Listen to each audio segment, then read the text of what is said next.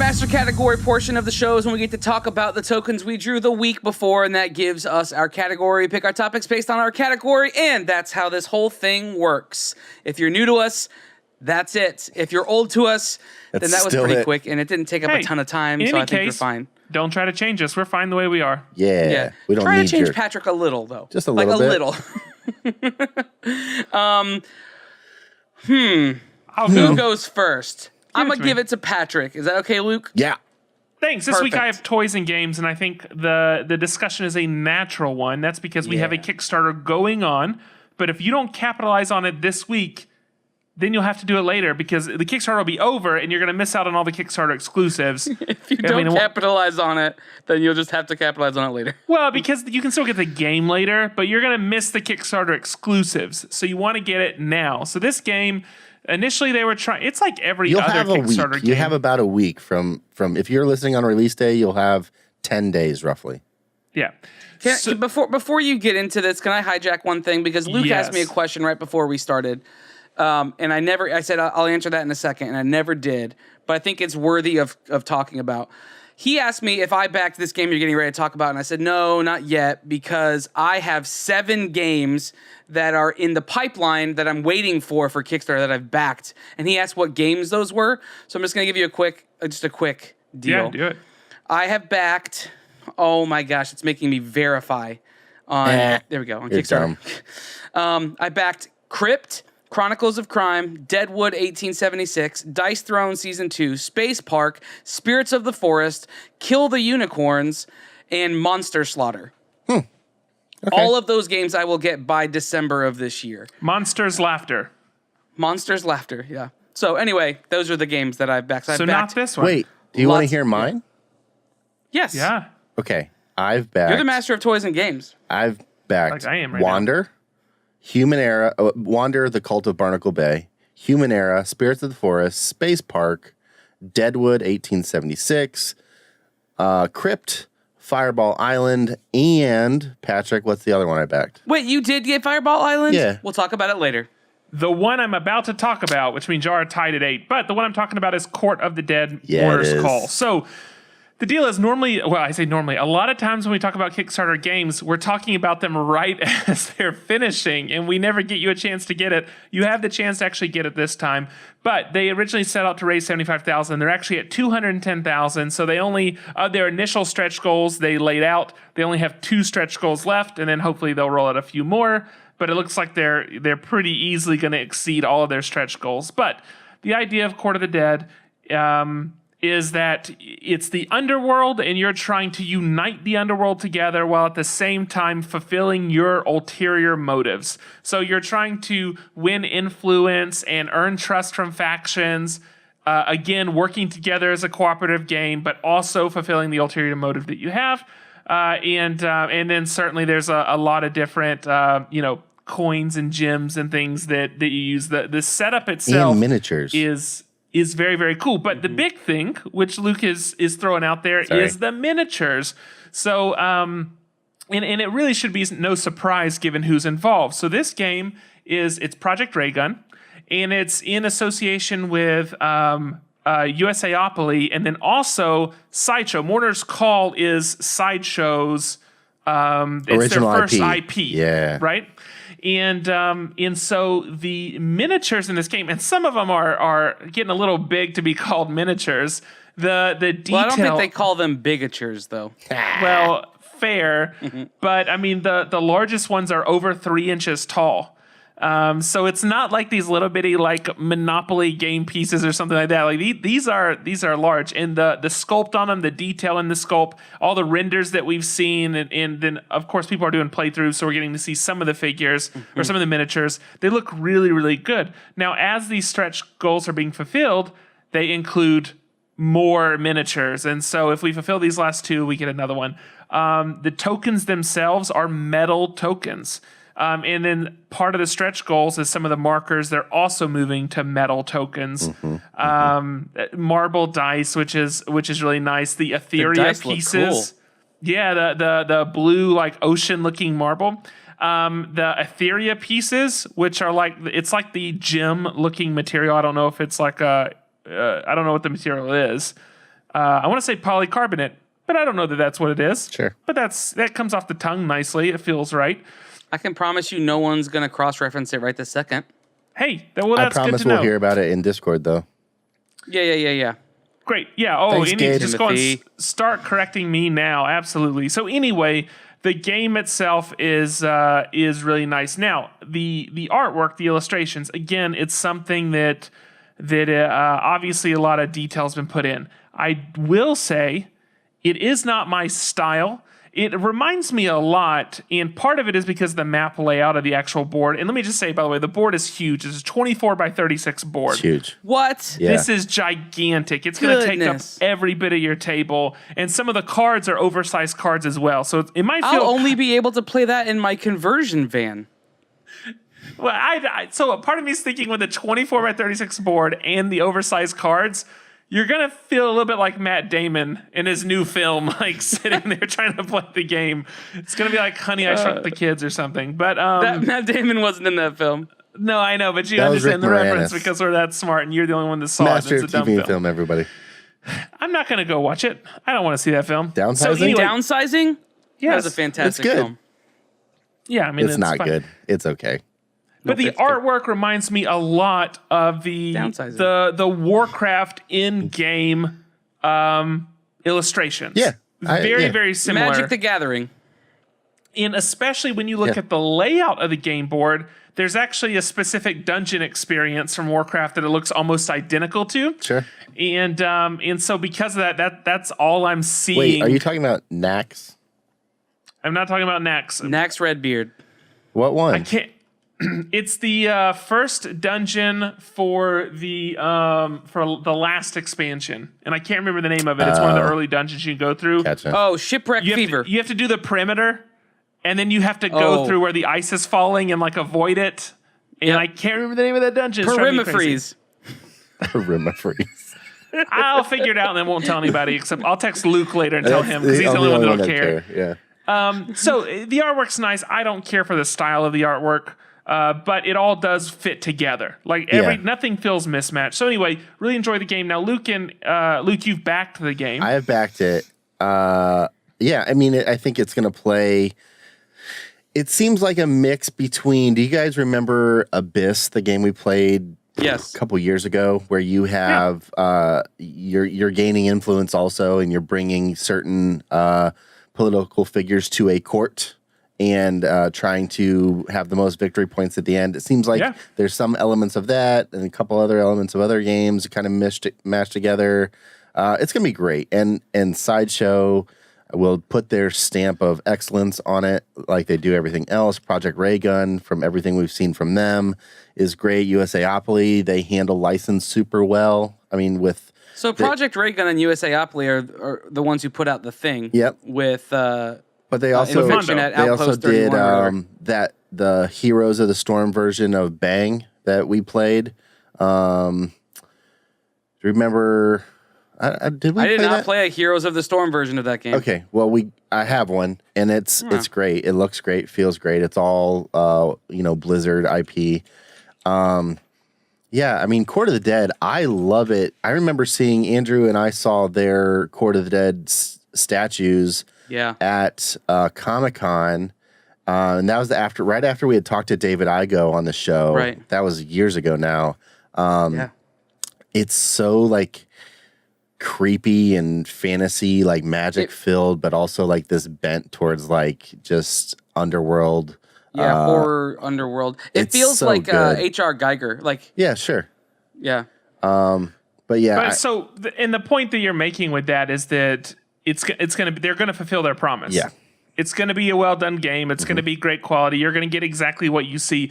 You don't need to worry about like what if it's not going to fail as far as that goes. Now, the gameplay is obviously hopefully you enjoy the gameplay and you enjoy this style of game, but from the production standpoint, from meeting, all the promises they set out to fulfill, that's a given. It's going to do that. Yeah. So What's the gameplay time? Has it posted that? what I've read is 90 minutes. That's what some of the reviewers have been saying that have So posted. it's $1 a like, the playthrough. minute. Yeah. So I will say this: it is not a cheap game, but you're getting these big miniatures, it's large pretty board. standard for all of these for the games that have this much in them. And it's actually decently cheap compared to some other ones. So there's some other ones that have the same level of detail and pieces. That'll hit at like a 130, 140 price range. Exactly. I mean, this is... You have to keep in mind there's a $16 or $13 shipping for this, so you're really paying... It's a lot of stuff. Yeah. Yeah, you're paying over $100. Yeah, just over. So, well, there you go. So that's it from me. I'm sitting here trying to look up the name of that dungeon, and I'm failing right now. So in the meantime, I'll go ahead and throw it to Luke. Sure, that's fine. I had art and design, and what you know, I'm going to talk about Kickstarter also. So we all know the saga of the pin game for me, right? I did a complete 180 from the... You hate them and now you love them, and I can't keep track. Listen, I'm fine with them. I don't know about love them, but I do love... Let people like things, right? Let people enjoy things, yes, for sure. Well, why didn't you just let me have what I said instead of changing it? I don't think you really would have enjoyed it knowing you were wrong. Well, there you go. So one thing I do love more than pins is role-playing games. And I found a pin that I'll send you guys a link right now just because I realized I hadn't done that yet, so you guys can see what I'm talking about. It is a pin through Kickstarter. It was funded through Kickstarter. It's already over. Sorry, you can't do it. But these will probably, I'm sure they'll sell them on their store. This company is called Lady of the Lake, and they did a D20 with some like banner script that says an elegant weapon for the modern hero. And it's just, it's a soft enamel pin that's just a D20 with the 20 in the forefront and just text. But it was funded through Kickstarter. And I thought that was a really interesting way to do a kind of like art piece or pin or some sort of thing that's not like a clothing or a game or it's just like, merch. It's just merch. Yeah. And that's not normally what we see on Kickstarter. It's whether it's an album or a movie or a board game, a video game, like a clothing line or a book or something like that. This is just, it's merch. It's the equivalent of like funding a poster. It feels like it could be equated the same way. And more than anything, it's cool. It hits me like for all the right reasons on just the IP and the property it's referring to, and the design is great. I'm excited about that. But the idea of that you can fund your merch sales through Kickstarter, it feels like it maybe a new way to think about how Kickstarter can be used. Because honestly, now it's been out for a while and it's pretty saturated with books, board games, and video games. Those are the three main things that are made on Kickstarter now. Movies somewhat, albums somewhat, but for the most part, it's a board game or a book or a video game. What do you guys think about this idea of essentially, like you said, Andrew, selling merch through a crowdfunded, crowdsourced kind of platform? I don't hate it. It's definitely a way to test the market before you jump in. You know, to me, there's two components at least to me. One is, it's a safe bet, right? The other thing is sometimes you don't know what, like sometimes maybe the market at large isn't going to buy into what you're doing. But getting it in the hands of the few and the proud who will share it and love it and whatever, maybe it's worth it to just do it. So I kind of go both ways with it, but I'm of the mindset, maybe generally speaking, that why not? You know, it seems worst case scenario is they don't get funded and they still order a batch anyway. You know? Sure, right, yeah. Yeah, I mean, I would say you might want to be one of the earlier people to jump on board. I can't help but to imagine if everybody starts throwing their merch onto Kickstarter, that the saturation will cause Kickstarter to do something to slow it down or prevent it. But then, you're also going to be waiting for a long period of time for your merch. And we're already in a world where pre-orders are taking over, and the immediate satisfaction of spending your money and then waiting months to get it is almost too frustrating. But it's audience. I mean, when you make something, you throw it on your Instagram, your people are going to hopefully see it. Their algorithm may prevent that. Sure. Your people will hopefully see it. Maybe someone will share it, maybe not, but the people on Instagram aren't necessarily wanting to buy something right now. Mm-hmm. They might just want to look at cat pictures for the day. And you can throw it onto other marketplaces, but again, is it a good fit? Is it not? Whatever. If you put it on Kickstarter, people are on Kickstarter because they are looking to purchase something. Right. And there are a lot of products, but in the same way, there's not a level of saturation with products where it's like impossible to like browse effectively. Like I think you still feel like you can sit down and make it through what's available in a given category. Mm-hmm. And I think because of that, you open yourself, and it's so in the case of this, it's so inexpensive that this seems like right now. It seems like a very smart thing. Sure. If a bunch of people start doing it, I don't think it will be. But I think right now it seems like a very smart thing. Right. People are jumping onto Kickstarter with the intent to buy. They're also jumping on Kickstarter with the understanding that they're going to wait. What I'm saying is if everyone jumps on, I think it's what you're saying, but the added component to it is if everybody jumps on and starts doing their merch this way, people are just going to get frustrated because people want to be able to purchase something and own it and have it in a short amount of time. Like that. Sure. The idea of shorthand commerce that's what we want, right? Right. We are okay we concede to the idea of delayed gratification when it's something we really want, and even then only in small batches. Like the idea, like you were saying before about your game, that you were talking about, Patrick, and Luke, that's why, I don't know if you asked, but here's why I didn't back it. I didn't back it because I am at capacity mentally, not even financially, although financially I'm sure I am at capacity too.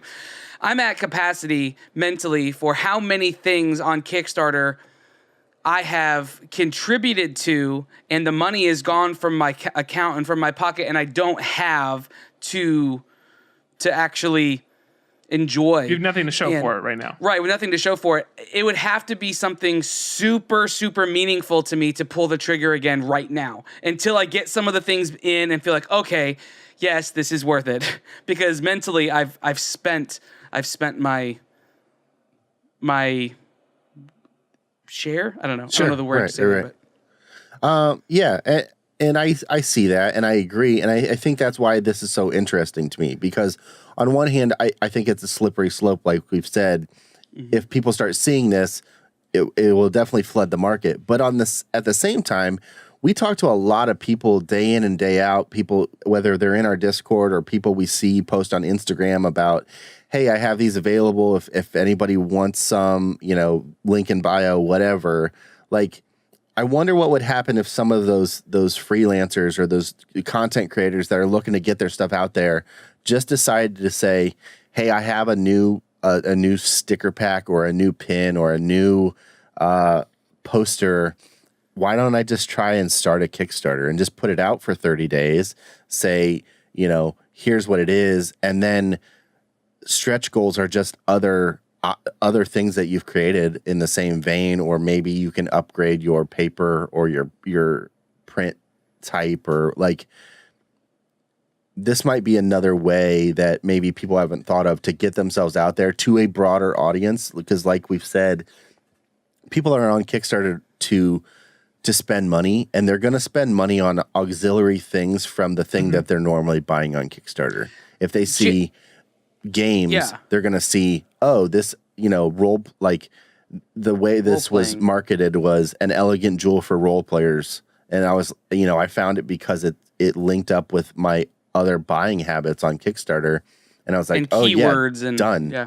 I'll buy it because it was $9 or $11 or something. Like, I would love to talk to Jamie Stegmaier and talk to the crew from Keymaster and see what their thoughts are, because they are well versed in the world of Kickstarter. Sure. And see what their thoughts are if they feel like this affects positively, negatively, or is just a wash what they are trying to do in the industry they're trying to build. Well, we've already heard that, Stonemaier Games is not doing Kickstarter anymore. They've decided to go, private distribution and handle it themselves. Sure, but I just mean in general because they have a deep understanding of the platform. Yeah. So, but that's it. I thought it was interesting. I'm excited about the pin. You can find our first Kickstarter project next week. If you send me a link to anything RPG related on Kickstarter, chances are I'm in. So he'll buy it. Yeah. I think that just leaves Andrew. Yeah, let me take it to the optometrist. The optometrist. A heavier conversation. So this is a thought that I've been struggling with these past couple months, honestly, since all of the I guess it's the Me Too movement has arisen or whatever. But it's this idea of separating the art from the artist. All of this coming on the heels, this is reinvigorated in my mind because as of record date, today is the day that the Academy of, let me get their name right. The Academy of Motion Picture Arts and Sciences, not scientists, they have effectively and officially expelled Bill Cosby and Roman Polanski from their membership. And this obviously on the heels yesterday, on release day or 2 days ago on release day, Bill Cosby was convicted of 3 counts of harassment and could spend up to 10 years in jail for each count of that. So a lot of people are speculating and saying that Bill Cosby could potentially die in jail.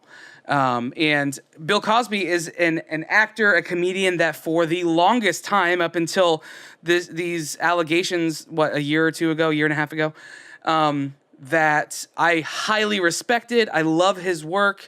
And his work has become a staple and a mainstay, even in my dialogue. Like sure. I often reference the "Dad is great," chocolate cake, dentist bits from Bill Cosby, not to mention all of his other number of things. And he's just one of them. There's also, Louis C.K. I really loved his work, and Kevin Spacey. A couple of these guys who I admire their work. Having this struggle, this internal struggle of, can I hate what has happened and what they've done, and hate the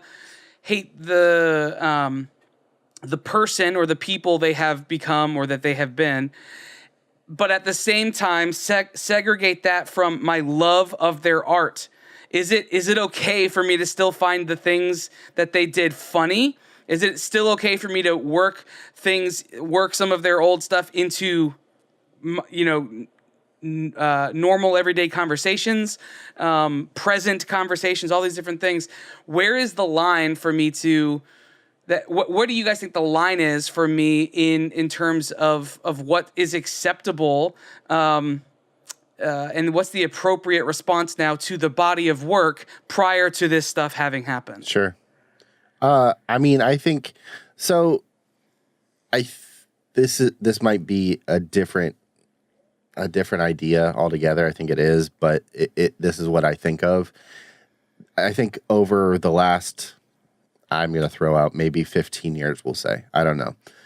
It has become more of a, it's harder to have your own opinion and it be okay that your opinion is your opinion.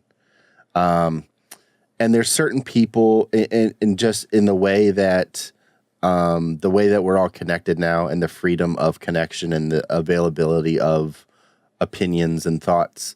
You hear a lot more opinions that maybe just aren't right or not correct or not politically correct or not kind or whatever. And it seems to be there's certain times where you're not allowed to have an opinion on something that maybe doesn't matter as much. I mean, certain opinions, should not be a thing. Like you shouldn't, I don't know a good example, but there are certain things are just wrong. And if you have an opinion that that's right, you're wrong because that's just a wrong thing. But there's other things that don't matter. Like I don't love, I don't know. There's things I don't love.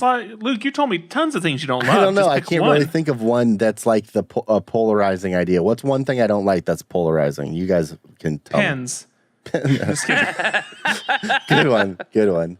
No, but so like The Wizard of Oz. Like, whatever. It's fine. I don't love it.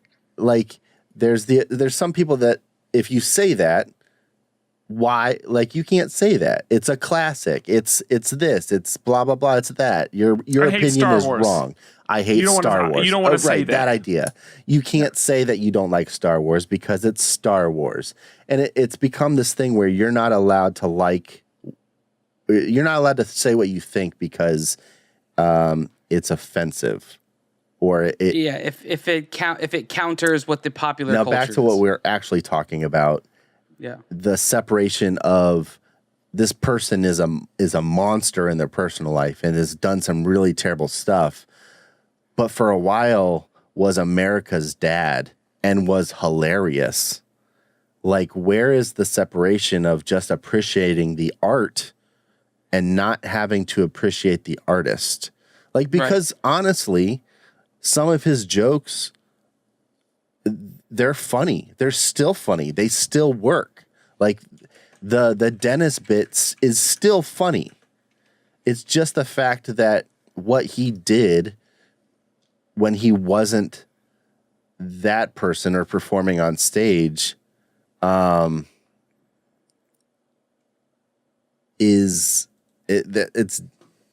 it's different. Like why can't that be different? And I think it's the whole idea of he did this bad stuff, we should just boycott everything he does. I don't buy into that. I don't think you support him still, and I still think you say, yeah, that was wrong and you should have consequences for everything you've done. Like, I think him going to jail is completely justified, and he should be, because what he did was terrible. Well, getting removed from the Academy is also completely justified. I mean, it's an honorary membership, and the point of the Academy is to, advance motion pictures within the world. You kind of give up the Academy being embroiled in something like this prevents them from being able to accomplish the mission of the Academy. So it doesn't make sense to keep in ultra polarizing figures, especially when we're talking about honorary positions. And it's not a statement of who's the best and who's not, or a ranking. It's an honorary membership. So revoke the.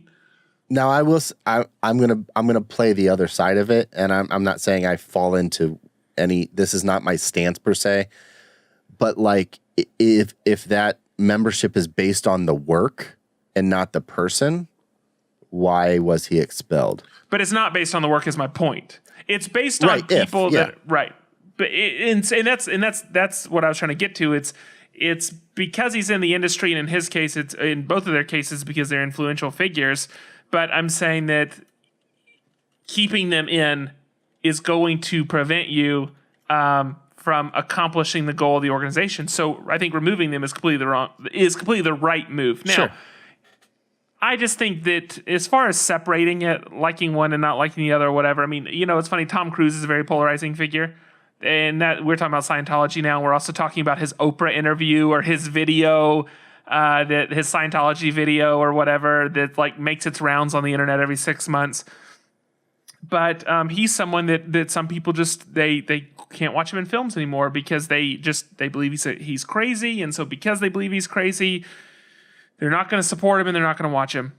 And there's part of me that says that if that's your approach, that it's fine that that's your personal approach. But again, it's not something that should be blanketly applied to everybody. I mean, if we're going to get down to some level of moral bar that you have to hit, or below that, it invalidates everything you've done, that's ridiculous. There are plenty of people that have done and said really valuable, constructive things that are morally inept.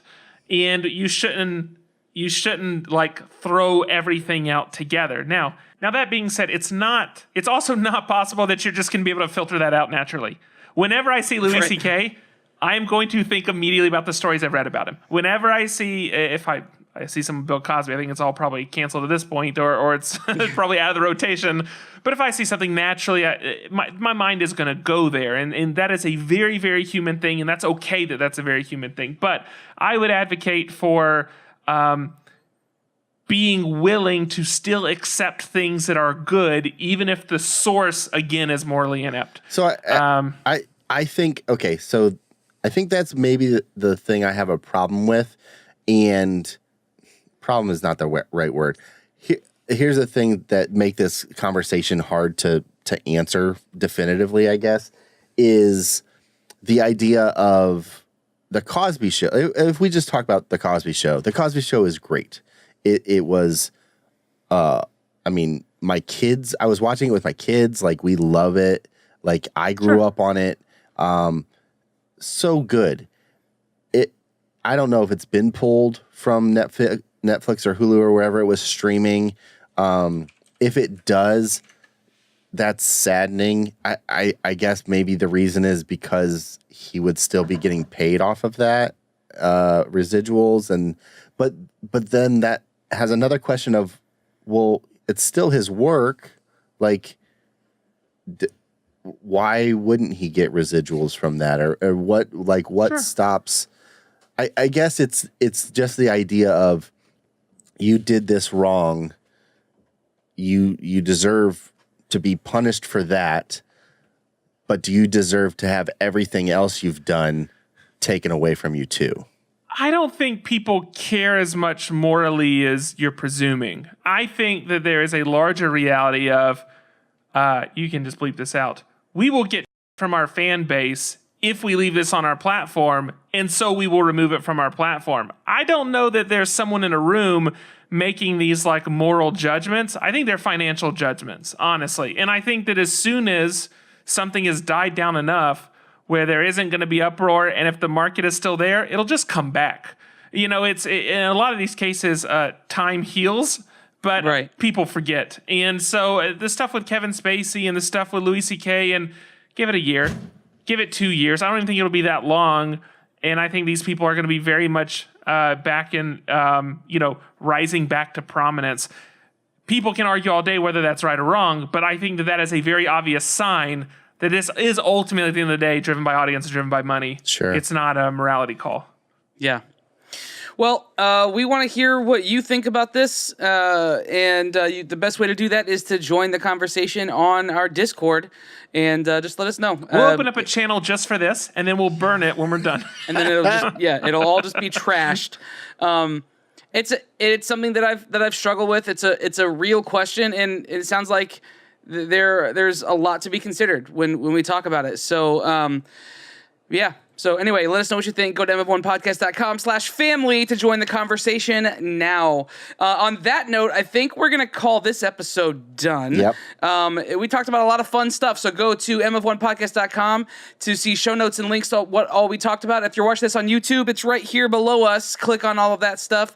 And there's some games that you can back on Kickstarter. There's some other things. That's primarily what we talked about. Yeah, just check out those links.